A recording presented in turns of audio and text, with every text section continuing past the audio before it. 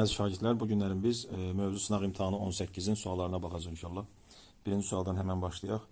Yusif Sacıoğlu'na aiddir. Ərəb xilafətinə qarşı baş verən Xürrəmlər üsyanı yatırması xeyir. Ərəb xilafətinə qarşı üsyan Heydər Kavusoğlu tərəfindən yatırılıb. Yusif Sacıoğlu 9-cu əsrin sonu 10-cu əsrdə yaşayıb. Xürrəmlər hərəkatı 9-cu əsrin ortalarına qədər yatırılıb artıq. Məsələn, 9-cu əsrin 30-cu illərində artıq yatırılıb. Təbii ki, ola bilməz. Şirvanşahlar dövlətinin süquta uğratması xeyr, belə bir şey yoxdur. Şirvanşahlar dövlətini asılı hala sala bilər. İntibah mədəniyyətinin zirvəyə çatdığı dövrdə hakimiyyətdə olması xeyr, intibah dövrünün zirvəsi 12-ci əsr sayılır. Ona görə də Yusif Sacıoğlu orada yaşamayıb. 9-cu əsrin əvvəllərində birləşdirmək Azərbaycanı bu da olmaz. Çünki bir daha deyirəm, elə Sacıoğulları dövlətinin özü 9-cu əsrin sonlarında yaranıb, olmaz və şimaldan gələn təhlükələrə qarşı tədbir görməsi bəli, doğru cavab yedir. Burada konkret olaraq nə nəzərdə tutulur? Bilirsiniz ki, Dərbənd qalasını birləşdirir və daha sonra Dərbənd qalasını möhkəmləndirir, təmir edir və möhkəmləndirir. Bu da nə məqsədlə edilə bilər? Təbii ki, şimaldan gələn təhlükələrə qarşı deməli, təhlükəsizlik tədbirlərini artırmaq üçün. Doğru cavab Y olur. İkinci suala baxırıq. Daş dövrünün sonlarında deməli, burada cavab nə olur? Baxaq, daş dövrünün sonlarında. İnsanlar mağaralarda yaşamaya başlaması bu daş dövrünün əvvəlləridir. Dəmirin kəşf edilməsi bu Tunc dövrünün sonlarıdır. İlk heyvan əhəlləşdirilməsi bu daş dövrünün ortalarıdır. Kanal və arxların istifadə edilməsi Tunc dövründən etibarəndir. Yeri şumlamaq üçün toxa alətindən istifadə edilməsi, bəli, bu artıq daş dövrünün sonlarında, daş dövrünün ortalarında artıq toxadan istifadə başlayır. Amma təbii ki, o deməkdir ki, daş dövrünün sonunda da toxa alətindən istifadə edilirdi. Üçüncü sual Eldənizlər dövlətinə aiddir. Azərbaycanın şimal torpaqlarında 12-ci əsrin 1-ci rübündə yaranması, yəni 1-ci rüb 1101-ci ildən 1125-ci ilə qədər nəzərdə tutur. 1-ci rüb, ona görə də Eldənizlər də 1136-cı ildə yarandığına görə bu 2-ci rübdür. Ona görə də bu aid deyil. İlk paytaxtı Naxçıvan şəhəri idi. Dövlətin sərhəddi cənubda İran körfəzinə qədər uzanırdı. Şirvanşahların varlığına son qoymayıb, asılı hala salıb. Ona görə 2-3, B cavabı doğru cavabdır. Dördüncü sual. Atropatena dövlətinə fərqli olaraq Manna dövləti paytaxtı Urmiya göl yaxınlığındaydı. Hər ikisinə aiddir. Roma qoşunlarını məğlubiyyətə uğratmışdı. Bu tərsinə Atropatenaya aiddir. Yerli hökmdarlar tərəfindən ikisi də idarə olunurdu.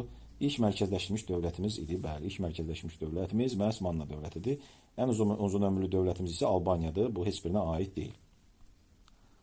5-ci suala gəlirik. 5-ci sual. Səfəvilər dövləti ilə Nadir Şahı Venn diaqramında müqayisə etmək lazımdır. 18-ci əsrin 30-cu illərində süqut etməsi bu Səfəvilərə aiddir. Paytaxtının Təbriz olması yenə Səfəvilər dövlətinə aiddir. Bütün Azərbaycanı əhatə etməsi bu hər ikisinə aiddir. Ortaya gedir C. Və Muğan qurultay nəticəsində yaranmaq bu da əfşarlara aiddir. Çətin sual deyil o qədər də.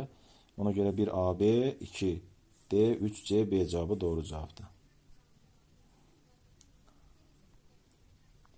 6-cı sual. Uyğunluq gözlənilmişdir. Kitab Dədə Qorqud dastanı yazılı mənbədir, xeyr. Şifahi mənbədir. Oğuzların ilk dövləti Qaraqoyunlu bəyliyi olmuşdu, xeyr. Elə Oğuz xaqanlığı olmuşdu. Dədə Qorqud Oğuz türklərinin ən qüdrətli hökmdarı ola bilməz. El ağsaqqal olub. Dədə Qorqudun Oğuzların Bayat qolundan olduğu və 7-ci əsrdə yaşadığı qeyd olunur. Bəli, bu uyğunluq gözlənilib. Və son Dədə Qorqud Bərdədə yox, Dərbənd ətrafında dəfn olunduğu güman edilir. Bu da yanlışdır.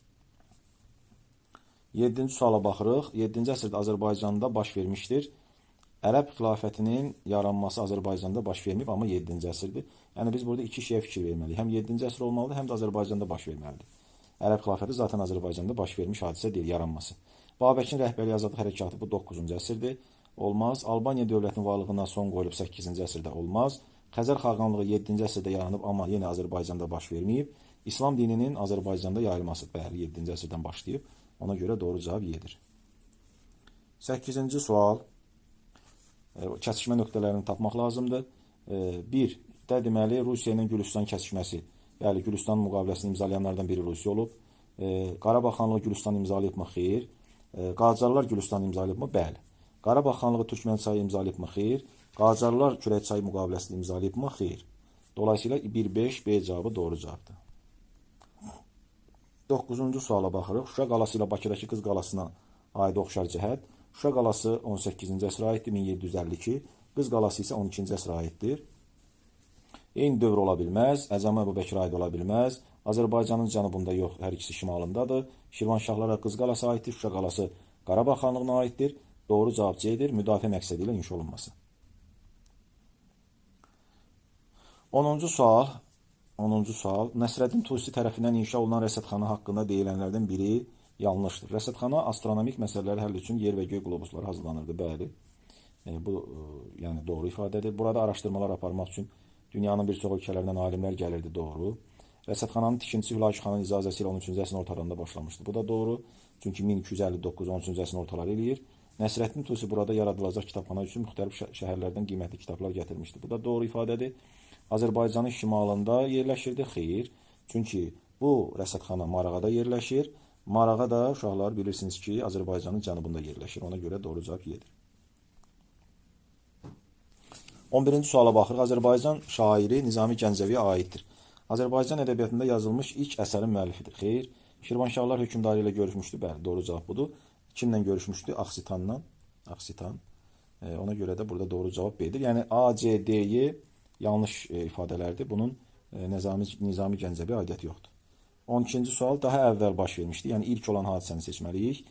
Rusiya Qacarlar müharibəsinin başlaması bu 1804-cü ildir və yəni təxminən bu kitabda olmasa da Əfşar imperiyasının süqutu bu 18-ci əsrin ortalarıdır. Rusiya Qarabağ xanları arasında danışıqların aparılması bu Kürəkçay müqaviləsini nəzərdə tuturuq. Deyəlim ki, bu 1805-dir. İrəvan xanlığının Rusiya tərəfindən işğal olunması bu 1827-dir və Şəki xanlığının yaranması bu Əfşarlar imperiyasının dövründə, yəni Nadir Şahın dövründə yaranıb. 18-ci əsrin ortaları olsa da məntiqlə təbii ki, biz Şəki xanlığının yaranmasını götürməliyik. 13-cü suala baxırıq. Qarabağ xanlığına aiddir. İlk müstəqil xanlığımız olması yanlışdır. Bu Şəkiyə aiddir. Şəki xanlığına 18-ci əsrin 40-cı illərin siyasi mərkəzinin Şuşa olması yanlışdır. Çünki Şuşa 1752-ci ildir, 40-cı illər yox. 19-cu yüzyılın ilk yarısında süqut etməsi, bəli, bu deməli Qarabağ xanlığına aiddir. Bütün şimal xanlıqlarımız 19-cu əsrin ilk yarısında süqut edib. Cənub xanlığımız deyil, şimal xanlığımızda Türkmənçay müqaviləsini imzalamayıb, Kürəkçay müqaviləsini imzalayıb. 14. Uyğunluq gözlənilmişdir. Şəki xanlığı hücumuna məruz qalmış Səfəvilər dövlətinin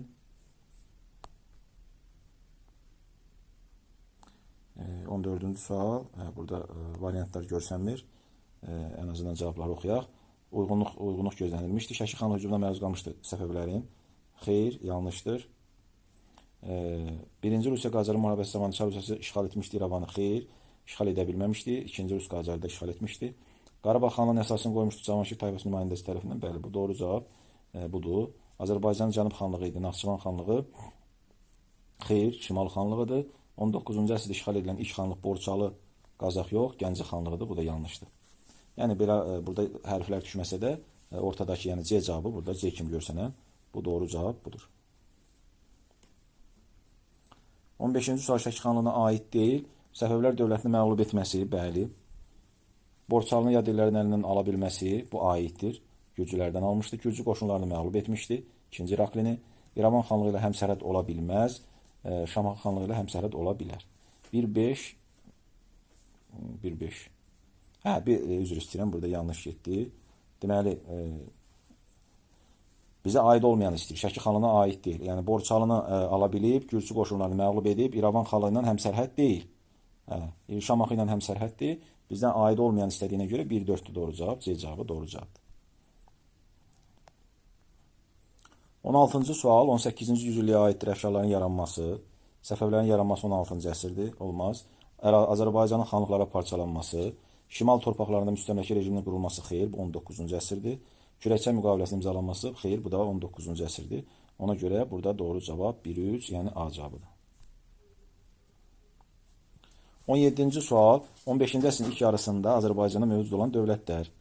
İlk yarısında mövcud olan deyirsə, təbii ki, burada Şirvanşahlar ola bilər, Səfəvilər ola bilməz. Səfəvilər 16-cı əsrdə yaranıb. Elxanilər ola bilməz, 13-14-dür. Ona görə bunu da çıxırıq. Sonra Şirvanşah, deməli Bayandurlu da ola bilməz. Niyə? Çünki Bayandurlu 15-ci əsrin ikinci yarısında yaranıb. Burada ilk yarısı soruşur. Yəni birinci yarısı. Təbii ki, burada cavab Y cavabıdır. Şirvanşahlar və Baharlı dövləti. 18-ci sual. Hadisələrin hansı ardıcıllığını dəyişəndə, nömrəsini dəyişdikdə doğru ardıcılığı tapmaq lazımdır.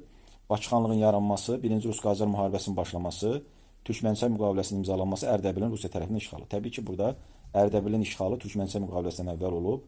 Yəni 3 ilə 4-ün yerini dəyişmək lazımdır. B cavabı. 19-cu sual. Səfəvi dövləti ilə Gəncə xanlığına aid oxşarlıqdır. Qacarlar dövləti ilə müttəfiq olmaq, Səfəvilərin dövründə Qacarlar dövləti yox idi. Azərbaycanın şimal torpaqlarında yaranması, deməli Səfəvilər Azərbaycanın cənubunda yaranıb. 18-ci əsrdə süquta uğraması, Səfəvilər bəli süqut edib, Gəncə xanlığı və bütün şimal xanlıqlarımız bayaq dediyim kimi 19-cu əsrdə süqut edib. Əfşar dövlətinə qarşı mübarizə aparması, Səfəvilər dövləti əfşarlara qarşı mübarizə apara bilməz. Gəncə xanlığı da apara bilməz, çünki əfşarlar dağılmalıdır ki, Gəncə xanlığı yaransın. Rusiyanın hücumuna məruz qalmaq, bəli, hər iki dövlətimiz Rusiyanın hücumuna məruz qalıb. Səfəvilər dövləti 18-ci əsrin əvvəllərində 1-ci Pyotrun, Gəncə xanlığı da 19-cu əsrin əvvəllərində. 20-ci suala baxırıq. 20-ci sual, verilmiş dövlətlərdən hər birinə aid olan cavabı müəyyən etmək lazımdır. Şirvanşahlar, Sacıqlar, Eldənzilər. Yəni bunun üçünə də aid cümləni seçməliyik. Üçü də böyük bir dövlətin parçalanması nəticəsində mi yaranıb? Baxırıq. Şirvanşahlar və Sacıqlar Ərəb xilafətinin, Eldənzilər də Böyük Səlcuq imperiyasının parçalanması nəticəsində yarandığına görə biz burada A cavabını götürürük. Digər ifadələr üçünə də aid deyil. Yenə də təhlil eləsək, paytaxtı Ərdəbil olub ancaq Sacıqların, ilk dəfə birləşdirib yenə ancaq Sacıqlu, Araz çayından şimalda yaranıb, Eldənizlər və Şirvanşahlar Sacıqlu cənubda yaranıb, cənub sərhədləri İran körfəzinədir, bu da ancaq Eldənizlərə aiddir. 21-ci suala baxırıq. Qarabağ və İrəvan xanlıqlarını müqayisə etmək Venn diaqramında Kürəkçay müqaviləsinin imzalanması bu Qarabağ xanlığına aiddir. 1827-ci ildə işğal olunan İrəvan xanlığıdır. Türkmənçay müqaviləsini imzalayan, təbii ki, bu heç bir xanlığımız imzalamayıb, bunu Rusiya ilə Qacarlar imzalayıb. 19-cu əsrin əvvəllərində mövcud olmaq, bu da ortaya gedir. Ona görə 1A, 2B, 1A, 2B, 3D olur. B cavabı. Keçdik artıq açıq suallarımıza. 22-ci sual Şəkixan Hacı Çələbiyə aiddir. Azərbaycanın şimalında yeni bir dövlət yaratmışdı, bəli. Səfəvi hökmdarları ilə danışıqlar aparmışdı, xeyr. Nadir Şah tərəfindən Şəkixanı təyin edilmişdi, yanlış. O Şəkixanı yox, Şəkiyə vəkil təyin edilmişdi. O özünü xan elan etmişdi və beləliklə Nadir Şaha qarşı üsyan etmiş sayılır. 4 Gürcü qoşunlarını məğlubiyyətə uğratmışdı. Bütün Azərbaycanı tabe edə bilməz, tabe etməyə çalışsa da. Deməli 1, 4 doğru cavabdır. 1 və 4.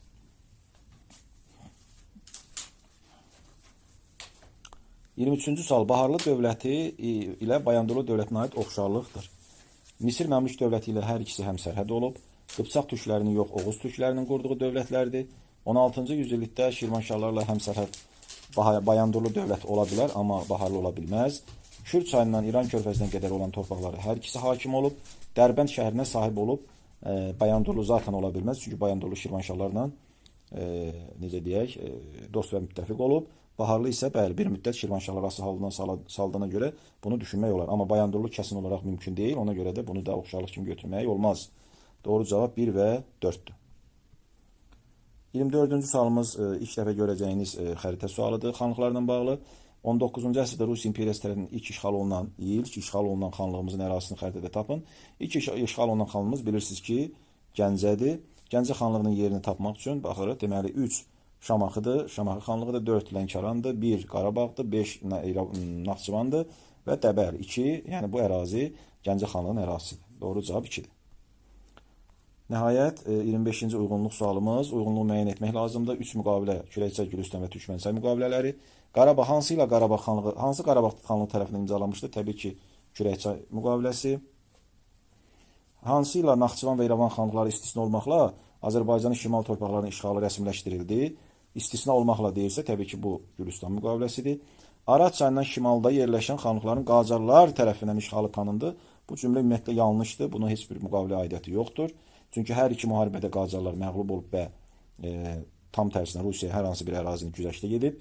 D. Qacarlar dövləti Rusiya dövlətindən küllü miqdarda pul ödəmişdi. Bu da Türkmənçay müqaviləsidir. Bu şəkildə deməli bu dərsimizi də başa çatdırmış oluruq. İnşallah növbəti sınaqlarımızda görüşənə qədər salamat qalın.